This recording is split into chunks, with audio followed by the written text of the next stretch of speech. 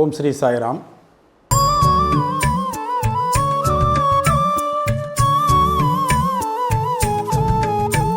சாயி சச்சரிதம் அத்தியாயம் 39 அண்டு 50. சமாதி மந்திர் கட்டுதல். சாய்பாபா தான் முடித்தற் பொருட்டாக சில விஷயங்களை குறித்து ஆர்ப்பரித்ததோ இல்லை நான் தான் பண்ணினேன் அப்படின்னு எப்பவுமே ஆரவாரம் செய்கிறதில்லை. அதை எப்படி திறமையாக கையாள்வார்னு பார்த்தீங்கன்னா, ஒரு ஆக்டிவிட்டியை எடுத்துப்பார். அதுக்கு சந்தர்ப்பங்களும் சூழ்நிலைகளையும் அதுக்கு தக்கவாறு அமைச்சு நிதானமாகவும் நிச்சயமாக பலன் கிடைக்கிற மாதிரி தான் அந்த விஷயத்தை முடிச்சிருவார். இதை கண்டு தான் பக்தர்கள்லாம் எப்போவுமே ஆச்சரியப்படுவாங்க. இந்த விஷயத்தில் ஒரு முக்கியமான செய்தியை தான் நம்ம பின்னால் பார்க்க போகிறோம். சமாதி மந்திர் கட்டுதல். நாக்பூரில் ஸ்ரீமான் பூட்டி அப்படின்ற ஒரு மிகப்பெரிய புகழ்பெற்ற கோடீஸ்வரர். அவர் ஷிரடியில் வந்து தன்னுடைய குடும்பத்தோட வசித்து வந்துட்டுருக்கார். அவருக்கு மனசில் என்னென்னா, நமக்கு ஒரு கல் கட்டிடம் இந்த ஷிரடியில் கட்டிடணும், நம்ம குடும்பத்தோடு இங்கே தங்கிடணும் அப்படின்னு ஒரு ஆசை அவருடைய மனசில் எழருது. சில நாட்களுக்கு பிறகு தீக்ஷித் வாடா அந்த கல் கட்டிடத்தில் ராத்திரி படுத்துன்னு இருக்கார். இவருக்கு பக்கத்தில் ஷாமா என்ற மாதவராவ் தேஷ்பாண்டேயும் படுத்துன்னு இருக்கார். அந்த நைட்டு அவருக்கு ஒரு கனவு. அந்த கனவு என்னன்னு பார்த்தீங்கன்னா, சாய்பாபா பூட்டியோடைய கனவில் தோன்றி உன்னுடைய கல் கட்டிடத்தோட ஒரு கோவிலையும் சேர்த்து கட்டு அப்படின்னு சொல்லிட்டு மறைஞ்சிடுறாரு. இவருக்கு ஒன்றும் புரியல. பக்கத்தில் ஷாமா தூங்கின்னு இருக்கார் இல்லையா, அவர் கனவுலேயும் பாபா வந்திருக்கார். பூட்டி எழுந்து உட்கார்றாரு. ஷாமா பக்கத்தில் எழுந்து உட்காந்து அழுதுன்னு இருக்கார். பூட்டி கேட்குறாரு, என்ன ஷாமா திடீர்னு அழுதுன்னு இருக்கேன்னு. ஷாமா சொல்கிறாரு, என்னுடைய கனவில் பாபா என்கிட்ட நெருங்கி வந்து கட்டிடத்தோடு சேர்த்து ஒரு கோவிலையும் கட்டு, நாம் அங்கே வசிப்போம், மகிழ்வோம், உரையாடுவோம், கட்டிப்பிடித்து அரவணைத்து ஆசையோடு விளையாடுவோம்னு சொல்லிடுறாரு. இந்த கனவை பார்த்துட்டு தான் எனக்கு தொண்டை அடைச்சிடுறது, உடம்பெல்லாம் மயிர் கூச்செறிகிறது, என்னால் எதுவும் பேச முடியல, அதனால தான் நான் அழுதுன்ட்ருக்கேன் அப்படின்னு ஸ்ரீமான் பூட்டி கிட்ட ஷாமா சொல்கிறாரு. பூட்டி பார்க்குறாரு, என்னுடைய கனவும் இதே தான், அவருக்கு வந்த கனவும் இதே தான் அப்படின்னு சொல்லிட்டு ரெண்டு பேரும் என்ன பண்ணுறாங்கன்னா ஒரு டிஸ்கஷனை வச்சுட்டு பூட்டி என்ன பண்ணுறாருன்னா ஷாமாவோட சேர்ந்து ஒரு திட்ட வரைபடத்தை தயார் செய்கிறாரு. காக்கா சாஹேப் தீக்ஷித் அப்படின்ற இன்னொரு பக்தர் இருக்கார் பார்த்திங்களா, அவர்கிட்டையும் இந்த டயக்ராமை காமிச்சு அவர்கிட்டேருந்தும் ஒரு அப்ரூவலை வாங்கிக்கிறாரு. இந்த 3 பேர் என்ன பண்ணுறாங்கன்னா பாபா கிட்டே போகிறாங்க.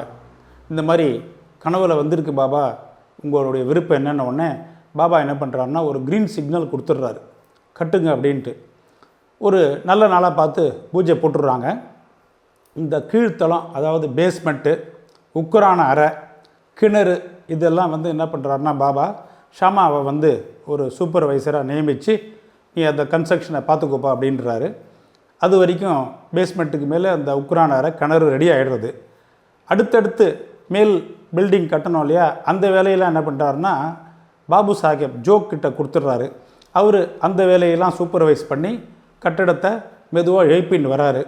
அப்பப்போ பாபா என்ன பண்ணுவார்னா அந்த லெண்டி தோட்டத்துக்கு வாக்கிங் போவார் இல்லையா, போக வரும்போதெல்லாம் அவரும் என்ன பண்ணுவார்னா சில அட்வைஸு குறிப்புகள்லாம் கொடுத்து இப்படி இருக்கணும் அப்படி இருக்கணும்னு சொல்லிடுவார். இப்படியாக கட்டட வேலை நடந்து வரும்போது பாபு சாஹேப் பூட்டி அவருக்கு என்ன ஒரு மனசில் ஒரு எண்ணம் உதிக்கிறதுனா, இந்த திறந்த வெளி முற்றத்துக்கிட்ட ஒரு மேடை அமைச்சு அங்கே ஒரு கிருஷ்ணர் சிலை அங்கே நம்ம பிரதிஷ்டை செஞ்சால் நல்லா இருக்கும் அப்படின்னு அவர் மனசில் ஒரு எண்ணம் எழுகிறது. அதாவது ஃப்ளூட்டு, கண்ணன் வித்து ஃப்ளூட்டு, அந்த புல்லாங்குழலோடு இருக்கிற ஒரு சிலையை வைக்கணுன்ட்டு. அதையும் பாபாட்ட சொல்லும்போது பாபா சொல்கிறாரு, நீங்கள் உங்கள் விருப்பப்படியே செய்யுங்க அப்படின்னு அதுக்கும் க்ரீன் சிக்னல் கொடுத்துட்றாரு. ஏற்கனவே சொன்னார் இல்லையா, நம்ம தான் அங்கே வசிக்க போகிறோம், ஜாலியாக விளையாட போகிறோம் அப்படின்னு சொல்கிறதுனால அதுவும் நடந்து அப்படியே படிப்படியாக இந்த கன்ஸ்ட்ரக்ஷன் வேலை நடந்து நல்லபடியாக வந்துன்னு எனையாளும் சத்குருவே, எனையாளும் சத்குருவே, பக்தி எனும் வேர்தான் குரு நீதான் தந்தாயே.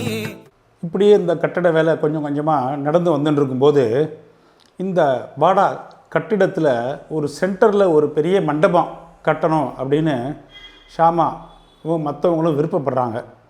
அதை பாபாட்ட கேட்க பாபாவும் அதுக்கு ஒரு அஸ்திவாரம் போடுங்கப்பா அப்படின்னு சொல்லிடுறாரு. அப்போது ஷாமா பாபாட்ட கேட்குறாரு, இந்த நேரம் மங்கள நேரமாக நம்ம அஸ்திவாரத்தை ஸ்டார்ட் பண்ணலாமான்னு உடனே இது மங்கள நேரம் தான், நீங்கள் வேலையை துவங்குன்றாரு. ஷாமா ஒரு தேங்காவை எடுத்து உடைச்சிட்டு அந்த இடத்துல அந்த மண்டபத்துக்கு உண்டான அஸ்திவார வேலையை ஸ்டார்ட் பண்ணி முடிச்சிடுறாங்க. இப்படியே இந்த கட்டணம் ரெடியாகி வந்துன்னு இருக்கு. கொஞ்ச நாளில் என்ன பண்ணுறாங்கன்னா, அந்த முரளிதர் சிலை கண்ணன் வித்து புல்லாங்குழல் அதை நம்ம பூட்டி அவர்கள் அந்த சிலைக்கு ஒரு ஆர்டரை கொடுத்துட்றாரு. சிலையும் தயாராகி ரெடி ஆகிடுறது.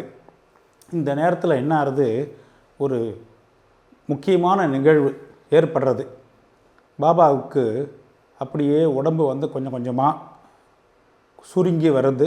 அவருடைய உடம்பு நோய்வாய் படுற ஒரு காலத்துக்கு அவர் தள்ளப்படுறாரு. உடம்பு முடியாமல் போயிடுறது. இது பின்னால் சமாதியை பற்றி ஃபுல் ஸ்டெச் நிறைய சாப்டர்ஸ் இருக்குது.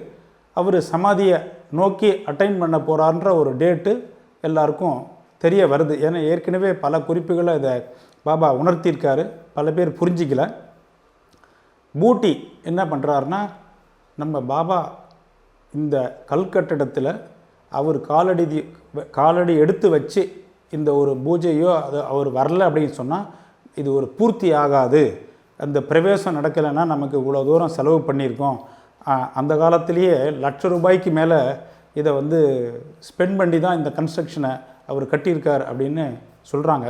அப்படி இருக்கும்போது அவர் ரொம்ப வருத்தப்பட்டு இருக்கும்போது சடனாக பாபா என்ன பண்ணுறாருனா, என்னை அந்த சமாதி அடையும் தருவாயில் என்னை கொண்டு போய் அந்த பூட்டியோடைய வாடால் என்னை கொண்டு வச்சிருங்க அப்படின்னு சொல்லி அந்த இடத்துல தான் பாபா என்ன பண்ணுறாருனா, அந்த தாத்யா கோத்தே அப்படின்ற ஒரு பக்தருடைய மேனியிலேயே சாஞ்சு சமாதி ஆகிடுறாரு.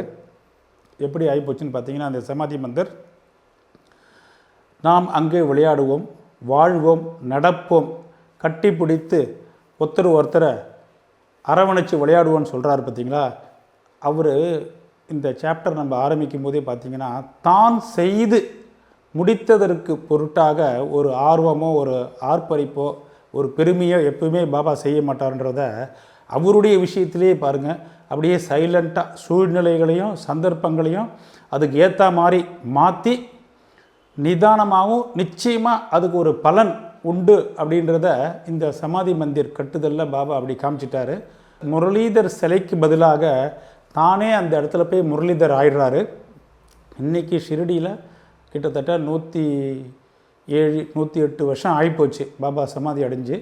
ஆனாலும் அந்த பூட்டி அப்படின்ற ஒரு கோட்டீஸ்வரர் இருக்கார் பார்த்தீங்களா, பணம் பெரிய விஷயம் இல்லை, அவர் கட்டின கல்கட்டடல் தான் இன்றைக்கி பாபா சமாதியாக இருந்து அங்கிருந்து பக்தர்களுக்கு ஆசீர்வாதமும் அருளும் பண்ணி கொண்டிருக்காரு. பாபா எப்பவுமே சொல்லுவார் இல்லையா, என்னை நினைப்பவனை நான் எப்பவுமே நினைத்து கொண்டிருப்பேன்னு.